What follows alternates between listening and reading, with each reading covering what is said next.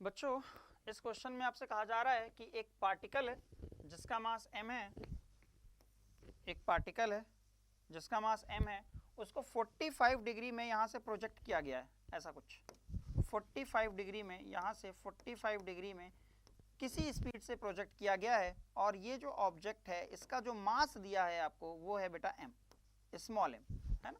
तो अगर मैं इस तरह से किसी ऑब्जेक्ट को, किसी पार्टिकल को प्रोजेक्ट करूंगा तो आपको पता है ये प्रोजेक्टाइल मोशन करेगा, और प्रोजेक्टाइल मोशन कैसा होगा, कुछ ऐसा ऐसा। अब देखिए अगर ये स्पीड v थी और ये एंगल 45 था तो आपको पता है ये वाली डायरेक्शन में vx बोलते हैं और इस वाली डायरेक्शन में वेलोसिटी के कंपोनेंट को vy बोलते हैं। आप दोनों निकाल भी सकते हैं। vx की वैल्यू क्या हो जाएगी, v cos 45 यानी कि v/√2। इसी तरह vy क्या हो जाएगा, v sin 45 यानी कि अगेन v/√2। ठीक, आपको ये भी पता है कि जब ये पार्टिकल यहाँ से टकराता है अर्थ में, यहाँ वापस आता है तो इसकी स्पीड सेम होती है, मतलब x डायरेक्शन में इसकी स्पीड अभी भी vx होगी और y डायरेक्शन में इसकी स्पीड अभी भी vy होगी। ठीक है, ये आपको पता है कि ये vx ही होती है और ये vy ही होती है। तो अगर यहाँ पे v/रूट था तो यहाँ पे भी v/√2 होगा, यहाँ पे v/√2 था तो यहाँ पे भी v/√2 होगा। अब अपन जानते हैं मोमेंटम क्या होता है, मोमेंटम होता है मास इनटू वेलोसिटी।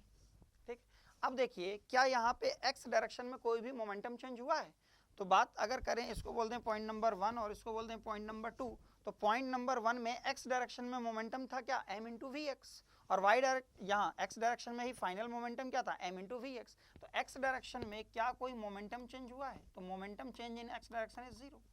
क्यों, क्योंकि ना ही vx चेंज हुआ है, ना ही मास चेंज हुआ है और ना ही वेलोसिटी की डायरेक्शन चेंज हुई है।